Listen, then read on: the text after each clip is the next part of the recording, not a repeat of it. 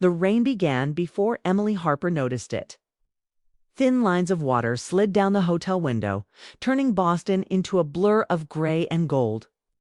She sat alone in the cafe, fingers wrapped around a cup that had gone cold, listening to the low sound of voices she did not know.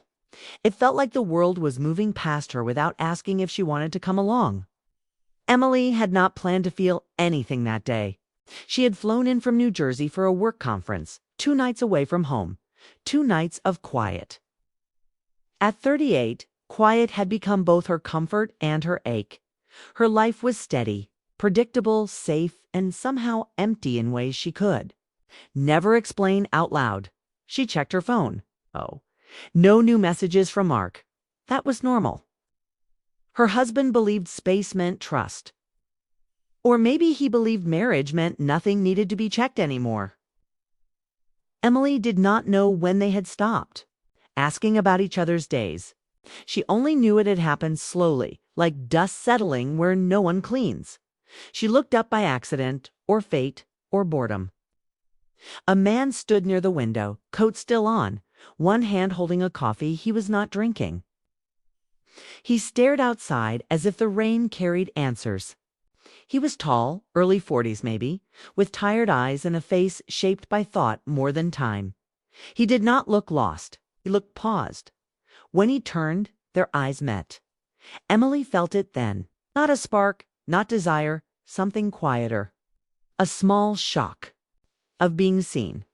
The man looked away first, then back again, unsure. He smiled, a careful smile, like someone asking permission without words. Emily nodded without thinking. The moment stretched, fragile and strange. He walked over. "Is this seat taken?" he asked. She shook her head, no. "My name's Daniel," he said, setting his coffee down. "Emily." They shook hands. The touch was brief, polite, but her chest tightened anyway. They talked because silence felt heavier than words. Daniel told her he was from Toronto and Boston for a short consulting project. Emily told him she worked in communications. They did not speak about marriage or loneliness or regret. Not yet. They spoke about weather, travel, the way cities feel. Different when you're alone in them. Time moved fast. Faster than it should have. Emily laughed at something Daniel said and surprised herself. The sound felt unfamiliar, like a room she had not entered in years. Daniel noticed. "You don't laugh like someone who does that often," he said, not unkindly. She shrugged. "Guess I've been busy." "With what?" She did not say. When Emily stood to leave, her heart dipped. She hated herself for noticing. Daniel noticed too. He hesitated, then spoke. "I'm here until Friday," he said. "If you want to talk again," it was not an invitation. It was an opening. She should have said no. She should have smiled and wished him well. Instead, she heard herself say, "I'd like that." That night, in her hotel room, Emily lay awake. The city hummed outside. She replayed the conversation again and again, searching for the line she had crossed. She told herself it was nothing, a talk, a stranger, a harmless moment. But her chest still felt warm. Back home, Mark would be asleep by now. He always slept easily. Emily admired that about him once. Now it felt like a distance she could not cross. The next day passed in a blur of meetings. Emily checked her phone more than she should have. When Daniel messaged, simple and friendly, her heart answered before her mind could stop it. They met again that evening. They walked along the Charles River, the water dark and smooth under the city lights. The air was cold. Emily pulled her coat tighter, but Daniel walked beside her without touching, careful in a way that felt intimate. They talked faster now, as if afraid time would run out. All right. Daniel spoke about his past, a long relationship that ended quietly, without drama or blame. All right. He spoke about waking up one day and realizing love had become effort without joy. Emily listened, each word landing too close to home. She wanted to tell him about Mark, about the life she had built on good choices and silent compromises. She wanted to say she had done everything right and still felt wrong. But she stayed quiet. "Do you ever feel like your life chose you?" Daniel asked. Emily stopped walking. The river moved on without them. "Yes," she said. That was all. They stood there, side by side, close enough to feel the warmth of each other's coats. Daniel did not reach for her hand. Emily did not move away. The space between them filled with things unsaid. Back at the hotel, they stood outside the entrance. The doors slid open and closed behind them. People passed. The moment waited. "I don't want to make this harder for you," Daniel said softly. Emily looked at him. She saw care in his eyes. Not hunger, not pressure. Care was worse. "Neither do I," she said. They did not hug. They did not touch. But when Daniel turned away, Emily felt the loss like something torn loose. On the flight home, Emily stared out the window. Clouds stretched endlessly below. She thought about choices, about how often she had chosen what was expected instead of what was true. She told herself this would end now. A memory, a reminder that she was still alive. She believed it.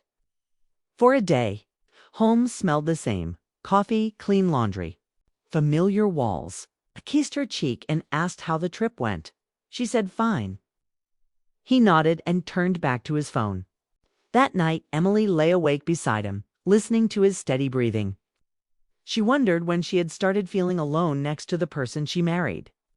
She wondered if love could fade without anyone doing anything wrong. Her phone buzzed. A message from Daniel. "I hope you're okay." She stared at the screen for a long time. Long enough to feel the weight of what she was doing. Long enough to know she would answer. Weeks passed.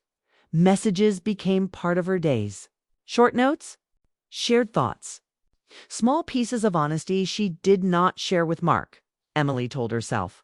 It was emotional support, friendship, nothing physical, nothing real. But her heart knew better. She found herself waiting for Daniel's words, smiling at her phone.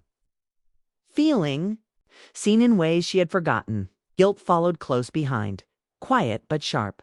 She was still a good wife on the outside, still present, still responsible. Inside, she was drifting. Mark noticed. One evening, over dinner, he asked if she was happy. The question landed heavy. Emily froze, fork in hand. "I don't know," she said. Mark frowned, confused, hurt, unprepared. He did not push. He never pushed. That was part of the problem. That night, Emily sat alone in the living room. The house felt too quiet. Her phone rested in her hand. Daniel had asked her a question earlier, a simple one. "What do you want?" She had not answered. Emily knew this was no longer about Daniel. It was about the life she had accepted without asking herself if it fit. About the silence she had used as protection. Outside, the night deepened. Inside, something cracked. She looked at the dark screen of her phone and understood the truth she had been avoiding. The hardest choices were no longer waiting in the future. They were already here. Emily did not reply that night. She placed her phone face down on the table and walked into the kitchen as if distance could quiet her thoughts. The house was still. Mark had gone to bed early. He always did. Emily poured herself a glass of water and stood there staring at nothing, feeling everything. The next morning, she woke before the alarm. Light crept through the curtains. Mark slept on, turned away from her. She watched him for a moment, searching for the man she had fallen in love with. He was still there. She knew that. But the space between them felt wide, filled with years of unsaid things. On the drive to work, Emily's phone buzzed again. Daniel had sent another message. Not a question. Just a thought about a book they had once mentioned. Normal, safe, and yet her heart beat faster. She answered. From that day on, silence left her life.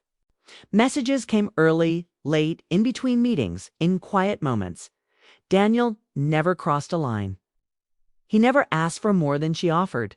That made it worse, 'cause Emily was the one stepping forward. She told herself she was allowed to feel.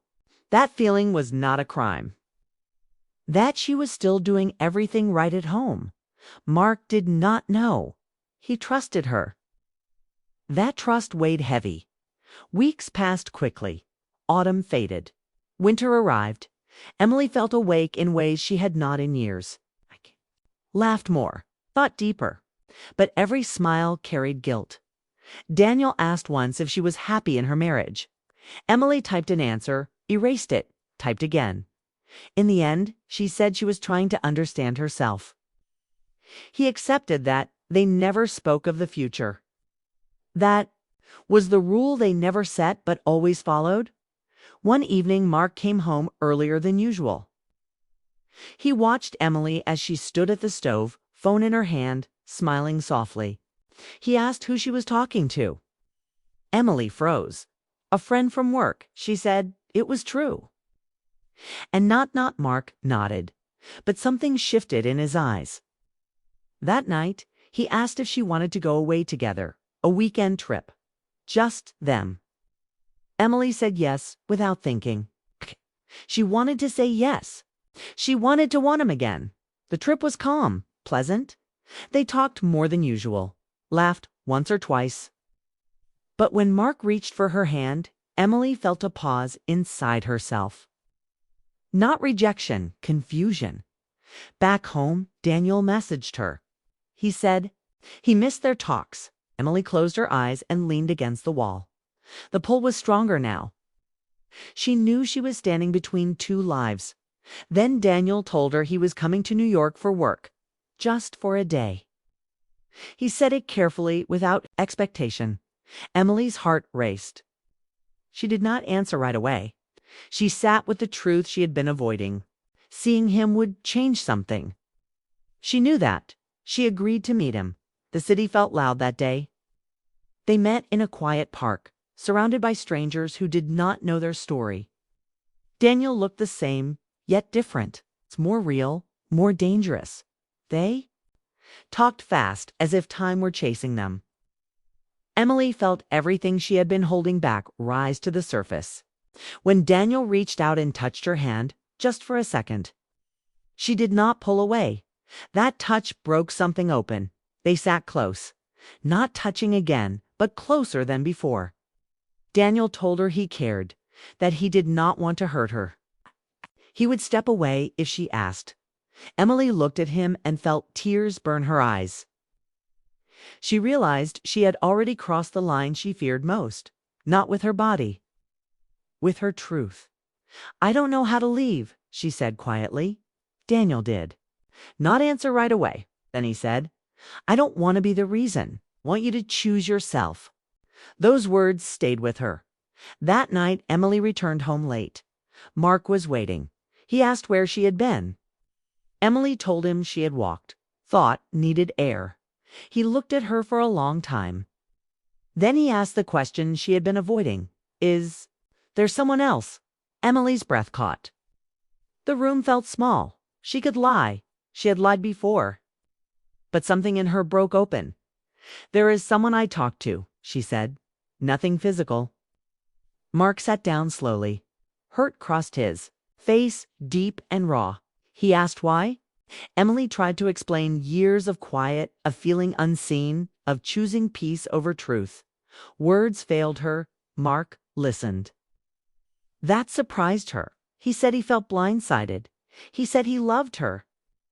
He asked if she wanted to stay married. Emily could not answer right away. She asked for time. Mark nodded, tears in his eyes, and walked into the bedroom. Emily stayed in the living room all night. The next day, she told Daniel what had happened. He did not celebrate. He did not push.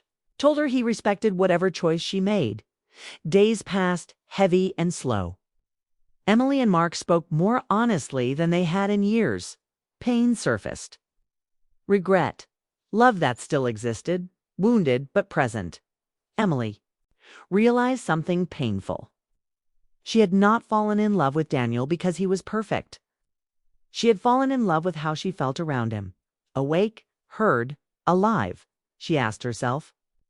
If she could feel that way again with Mark, or if staying would mean shrinking back into silence. The answer did not come easily. One morning, Emily packed a small bag. She told Mark she needed space, not to be with Daniel, to be with herself. Mark watched her go, broken but calm. Emily moved into a small apartment nearby. The quiet there felt different, not heavy. Honest, she met Daniel once more. As I talked, openly, without secrets now. Emily told him she needed time, that she could not jump from one life to another. Daniel understood. He always had. They did not promise anything. They said goodbye without knowing what it meant. Months later, Emily sat alone by a window, sunlight warming her face. She thought about forced choices, about how silence can trap you, about how truth once spoken cannot be taken back. She did not know how her story would end. With Mark, with Daniel alone. But she knew one thing. She would never again live quietly, against her own heart, and for the first time in years that felt like freedom.